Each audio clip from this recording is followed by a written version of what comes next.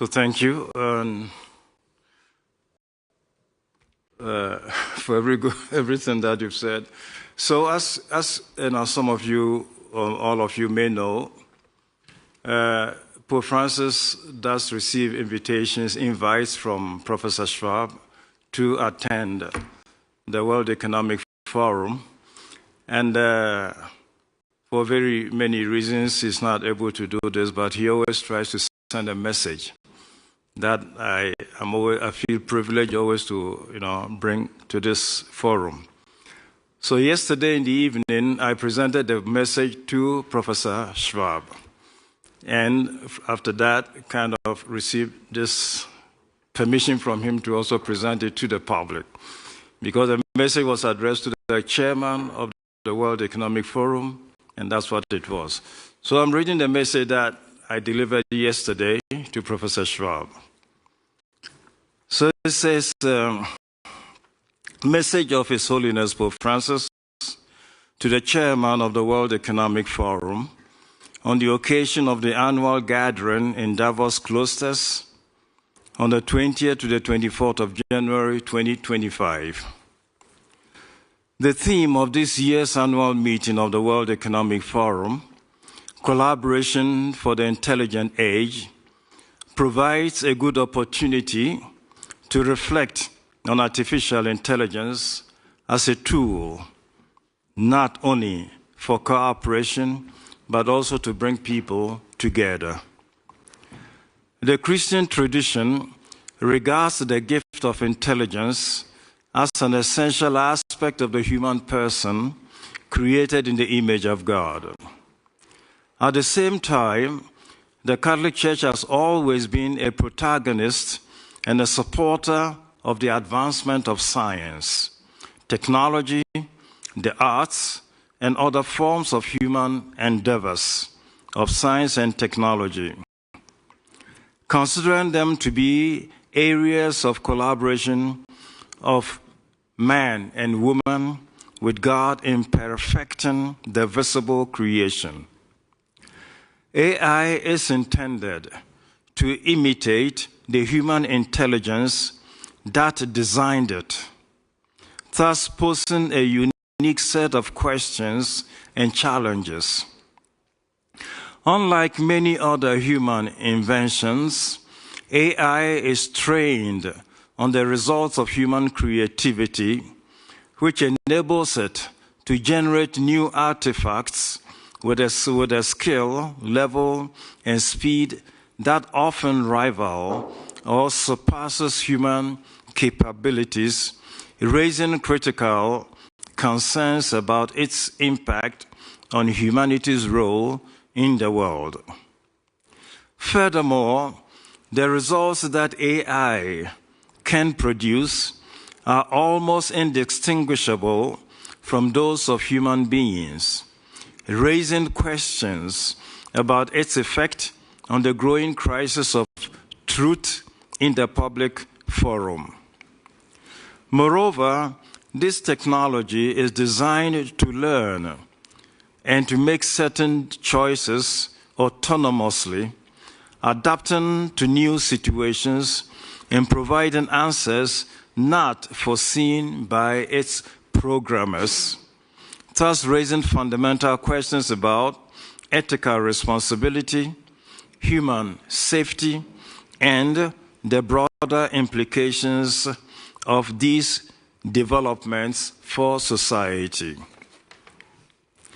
While AI is an extraordinary technological achievement capable of imitating certain outputs associated with human intelligence, this technology makes a technical choice among several possibilities based either on well-defined criteria or on statistical inferences. Human beings, however, not only choose, but in their hearts are capable also of deciding. Indeed, the very use of the word intelligence in connection with artificial intelligence is a misnomer. Since AI is not an artificial form of human intelligence, rather it's a product of human intelligence. When used correctly, AI assists the human person in fulfilling his or her vocation in freedom and responsibility. As with all other human activity and technological development, AI must be ordered to the human person and become part of efforts to achieve greater justice, more extensive fraternity, and a more humane order of social relations, which are more valuable than advances in the technical field. So there is, however, the risk that AI will be used to advance the technocratic paradigm, which perceives all the world's problems as solvable through technological means alone. Within this paradigm, human dignity and fraternity are frequently subordinated in the pursuit of efficiency, as though reality, goodness, and truth inherently emanate from technological and economic power. Yet human dignity must never be violated for the sake of efficiency. Technological development that does not improve life for everyone, but instead creates worsen inequalities and conflicts, cannot be called true progress. For this reason, AI should be placed at the service of a healthier, more human, more social, and more integral development. Progress marked by the dawn of AI calls for a rediscovery of the importance of community and a renewed commitment to care for communion, a common home entrusted to us by God. To navigate the complexities of AI, governments and businesses must exercise due diligence and vigilance. They must critically evaluate the individual applications of AI in particular contexts in order to determine whether its use promotes human dignity, the vocation of the human person, and the common good. As with many technologies, the effects of the various uses of AI may not always be predictable from their inception. As the application of AI and the social impact become clearer over time, appropriate responses should be made at all levels of society according to the principle of subsidiarity with individual users, families, civil society, corporations, institutions, governments, and international organizations working at their proper levels to ensure that AI is directed to the good of all. Today, there are significant challenges and opportunities when AI is placed within a framework of relational intelligence, where everyone shares responsibility for the integral well-being of others. With these sentiments, I offer my prayerful good wishes for the deliberations of the forum and upon all taking part in it, and I willingly invoke an abundance of divine blessings on all. Signed in the Vatican on the 14th of January, 2025, Pope Francis. Thank you so much, Your Eminence. That's a beautiful message and something we can all bring back to our home countries and to indeed our families, our human family. We have time for some questions here from the audience. Do we have any questions to start off the morning?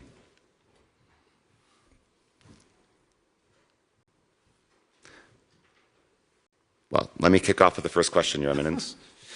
This message was a beautiful message. It does not come out of nowhere. The Holy Father, the Holy See, the Vatican, you have been working on these issues for some time, whether it be AI or human fraternity. Can you tell us a bit about the journey that the Vatican and you and the Holy Father have had on these intersecting paths that we see here in Davos, whether it be human fraternity, bringing people together, Laudato Si, the importance of care for our human family, our human planet, and of course on these issues on AI. Yeah. Thanks, Flasik, and I think this probably is all to be related and inserted within the very basic question or issue about even why the Vatican is interested in a forum like this, or bringing economists and all business people together. You know, for a long time, since the 1960s, when the Church held its biggest meeting, the Second Vatican Council, the sense was greatly expressed that the Church should stay closer and closer to humanity, to human society and all, and get interested also in engaging with society about all its challenges and everything. AI at this point in human history happens to be one of these. And just as the Church is so making a reference to the office, I come from Ghana, the office I was invited to the Vatican to handle, it's all about social issues. It's sometimes about economics, it's about finance, it's about ecology, it's about, refugees and migrants and all of this. So all of them just is simply this, that the well-being of the human person must be sought after in all situations and under all conditions. And that also means that where there was a perceived threat or whatever, something to look at. So since my presence in the Vatican, we've done this. We looked at economics and how it serves the well-being. And so we came, Pope Francis, challenged a lot of young people all around the world to come together to figure out the new economics that satisfies the well-being of all of people. So we call it the economy of Pope Francis. Then environment, when right from the first day of his, of his election as a pope, his concern was about ecology. And he invited all of us to exercise custody of creation, well-being of creation and all. And then he came out with this encyclical, Laudato Si, our care for our common home. So with that, again, we felt challenged to also recognize that the world belongs not only to us. We should show some intergenerational solidarity. We inherited this. We need to pass this on, and we cannot deplete it all and pass it on to those who come after us as a desert. So the challenge is also there to be judicious in our use of the resources of the earth so that those who come after us can also benefit.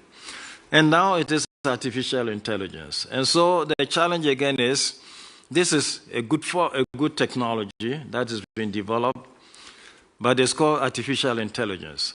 And the first thing is, note that calling this artificial intelligence does not mean that there's an artificial form of human intelligence. That does not exist.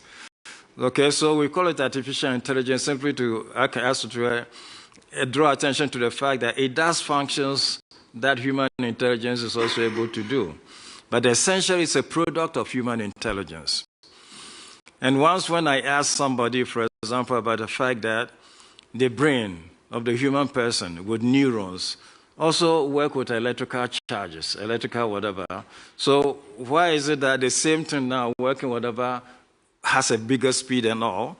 And the answer I got was that because the human brain has a lot of challenges which slow down the speed of whatever electrical charges can be doing in the brain, concern for others, the health condition of human cells and all of that. So we have this technology which enables us to do a lot of things far faster than the human person can do, and so it becomes essentially a tool. And as a tool in our hands, we need to ensure that it serves the well-being of the human person, does not attenuate its own objectives, but promote it all. So that's the point of the message. Thank you so much, Your Eminence. Other questions from the audience? Yes, sir. Wait, hold 1 second for the microphone. Thank you. I'm concerned that artificial intelligence is a way to have less human intelligence and less spiritual intelligence. Come again, please. Less spiritual intelligence. And I'm concerned by this fascination for a machine that would be intelligent, even superior to us, even superior to the mystery of life that we are living, you know. So I'm concerned, and I wonder to which extent you can help us address these concerns, not just like praise artificial intelligence and put it everywhere to spend even more energy and to be even more stupid in the way we live together. So can you help me? So I think the first point is that artificial intelligence is not superior to human intelligence. First thing is to collocate this correctly. And as I said, we call it artificial intelligence. It does not mean that this is an artificial form of human intelligence. That's not what this is. Okay, it does a function of the human intelligence in a way that is faster than the human intelligence does, but it does not replace it. Okay, and so it's the ideal situation is to consider this essentially as a tool. It was created by the human intelligence. It's human beings who created AI. So it's a product of human intelligence, which, however, does not intend to replace human intelligence. And in its function, also shows some limitations that human intelligence has. A generative AI and all of that can make choices, but it does not decide. To decide is to be able to take options, consider moral implications, and decide for this or for that. That is not yet possible for AI. That's why it does not quite replace the function of human intelligence. It's a tool that facilitates certain functions of human intelligence in a faster way. So that's the thing about the fact that it's intrusive in character, goes into all forms of human life and all of that, and different applications and all of that. The euphoria of having this tool in their hands is to be seen everywhere. It's almost like a child having a new toy, right? So the euphoria of it is discernible. But that's also why here in this forum, there are a lot of groups also discussing how to use it well, so that the human person does not become enslaved to this, but rather is enabled to use this to enhance humanity, to enhance the human person and his goals. So this is the challenge. And therefore, incidentally, this is the message that the Pope addressed to Davos. Last year, in 2024, the Pope came out with another message for peace in the world. That also was related to artificial intelligence and the way that it can promote peace in the world or diminish or whatever peace in the world. So it's used, for example, in an autonomous weapons system. Okay, all of that does not promote peace, but it's possible. It can be used that way. Okay, so all the challenges were drawn up. In an event of election, AI can interfere and manipulate even votes that are cast in elections. So its use is needs a lot of control and guidance from the human society, and that's why the EU is formulating regulations about the use of artificial intelligence. The Vatican itself has also come out with guidelines about the use of artificial intelligence in the Vatican state. So it all requires the guidance of authorities in our society and the world to ensure that it enhances human dignity and human personality and does not diminish it. Does that help you? Other questions from the audience? As you think of other questions, maybe I'll come in with a follow-up question, Your Eminence. We are approaching the anniversary of the Holy Father's encyclical focused on the human family. I'd love for you to reflect on the Pope's teachings, his messages on human fraternity, and how you reflect on these messages as we all here gather in Davos from all around the world, from many different faith traditions, and maybe many backgrounds from this beautiful planet of ours. Yeah, so this encyclical I think you referred to has the title Fratelli Tutti, brothers we all are, as it were. And so basically, properly put, to be brothers and sisters we all are. So it doesn't leave out any gender or anybody out of this. So yes, it's an encyclical the Pope came out with. And the focus of that is to appeal to a bond that exists between all of us. So the Pope writing this as a Christian, so Catholic and a Christian, one cannot help but recognize the origin of this. I mean, when in the book of Genesis, for example, the message is that Eve was the mother of all human beings. That just means that the human race has one origin. And when that is the case, then it's not likely that the human population in their diversity, having one origin, have different dignities or different characters. So that would just suggest that human fraternity is a bond that we have from the beginning. That, coming from one origin, so Adam and Eve in that sense, all of us in a way have this bond, this fraternal bond from birth. So the emphasis is on that. This also means that two people cannot come from the same womb and have different dignities.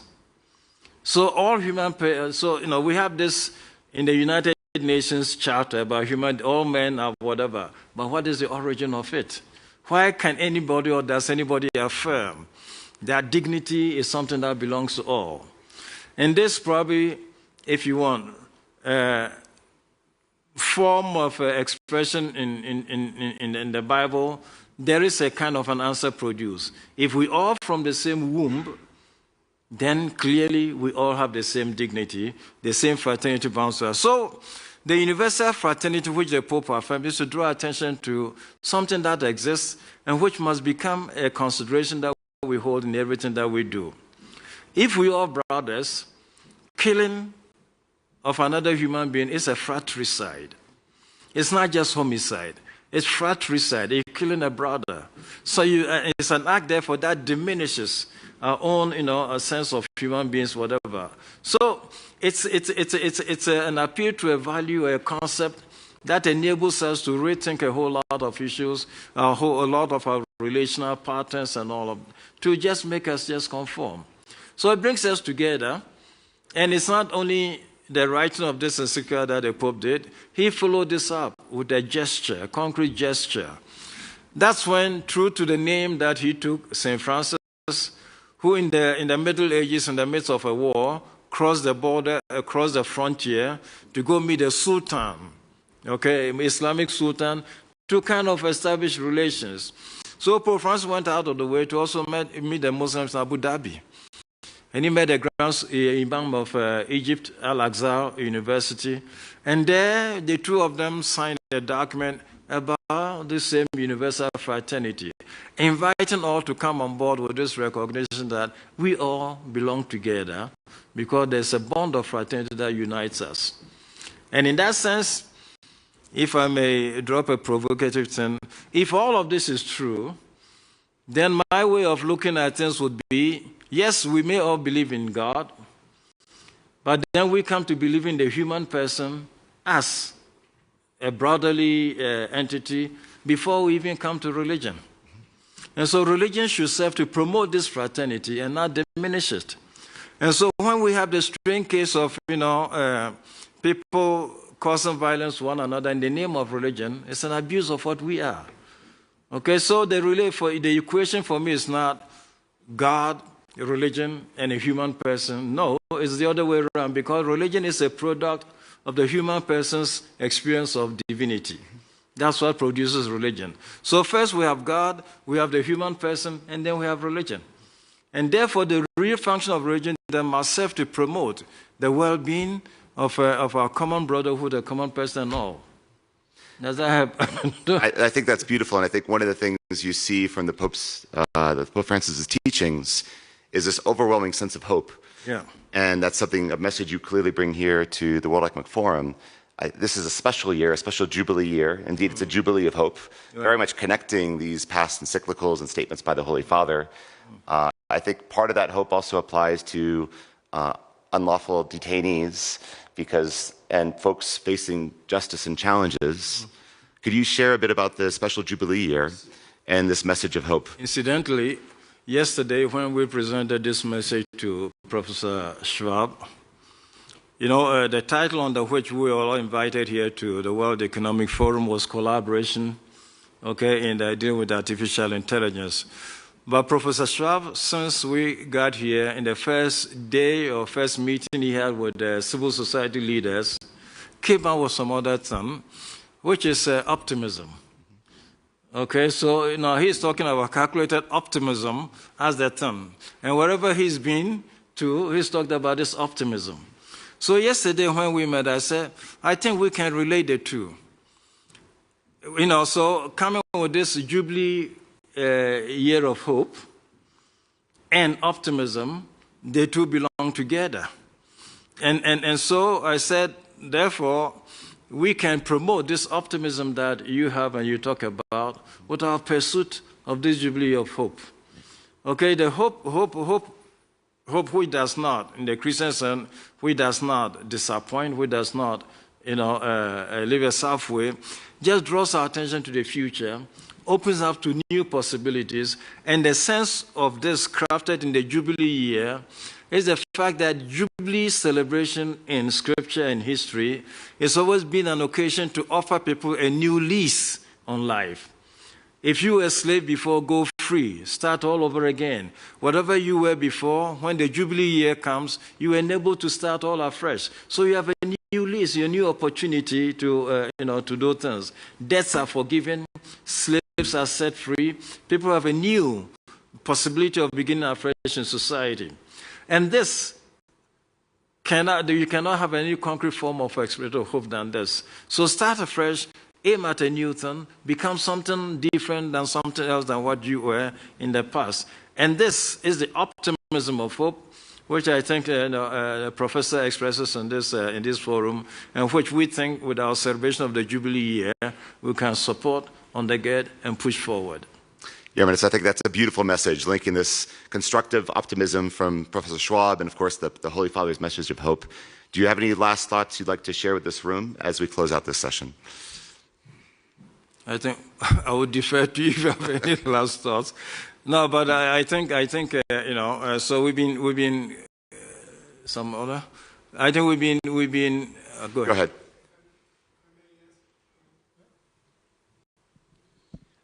You talked about guidance. We know that technology is growing at an exponential rate, and often, like with social media companies, we don't have the regulations yet in place to provide the guidance that's required. So the technology is growing at a faster pace than we can know how to really use it or be safe with using it. Do you think the Church, the Vatican, or even other spiritual bodies and leaders can have a role to play in providing that guidance? Like you mentioned that in the Vatican you have already guidance of your own. Yeah, so yes, already last year in January, as I mentioned, at the beginning of every year, the Holy See comes out with a message which he calls Message for the World Day of Peace. Okay, so it's a message whose content is meant, as it were, at the beginning of the year to provide guidelines or suggestions for how people can make the year a peaceful year. And last year was about artificial intelligence. And it makes the affirmation that artificial intelligence is a piece of technology. It's a product of technology. And incidentally, in other areas of human invention and technological development, there's something that the Pope Francis calls technocratic paradigm. Technocratic paradigm is an expression which he refers to and uses to express the fact that there is the tendency for several people that you can deal with every situation and solve every problem with technology. And that, he says, is false. You cannot, with technology, deal with every situation because there are aspects of the human person which exceed and supersede technological applications. So he says he hopes that the artificial intelligence will not become another technological paradigm. People believing that with this they can deal with almost every situation in life. Say it's not quite true. So that's the first caution. The first caution then is about that. And then he goes on then to say, therefore, recognize the concrete forms which this can be. And the concrete form, again, is what I observed a short while ago. It's looking at the name, artificial intelligence. And to disabuse people's minds of the fact that artificial intelligence does not mean an artificial form of human intelligence. Artificial intelligence is just a tool created by human intelligence and requires the guidance always of the human intelligence to promote humanity, because humanity, with its endowed intelligence from creation or from the beginning, is to enable itself to live humanly and to live as a human person or whatever. So every tool that it creates is meant to enhance the living of human life in all its fullness. And that is the recommendation that's also made for artificial intelligence. So you talk about guidelines. Therefore, what guidelines can one have? I know EU is working on guidelines. The Vatican has set up its own guidelines for its Vatican territory, and so presents that as a help for other groups. And when the G20 was meeting in Puglia in Italy a few months ago, the Pope went over there and spilled some of these points of his guidance, okay, to direct whatever. So it's like the Pope not imposing, but gently suggesting, giving guidelines or suggestion points of consideration to whatever nations. This is a very gentle way of doing this. When we ourselves in the Pontifical Academy of the Sciences organized an event on artificial intelligence and the Anthropocene, we had a participant from MIT, okay, and an AI specialist, and his thing was bluntly, since in the years when we had cloning and cloning became possible, the world community came together and said, do not clone human beings. And that was accepted as a principle, and nobody has ever gone beyond that. So because that was perceived to be a clear threat to humanity, so the world came together and accepted that. So the guy said, why can we not do the same for artificial intelligence? The world community come together and set some red lines which the experimentation of this may not cross. So we're trying to suggest all of this out there. Your Eminence, it looks like we are running out of time, but on behalf of everyone here in this room and everyone here in Davos, I want to thank you for your time. I would ask you that you pass on our collective thanks to the Holy Father for this beautiful message, for this sense of hope, and indeed for the special Jubilee year. I know myself and so many here are looking forward to our visits to Rome. Thank you so much. Grazie. Thank you. And thank you all for coming. Thank you. Okay. We can put this back on, right?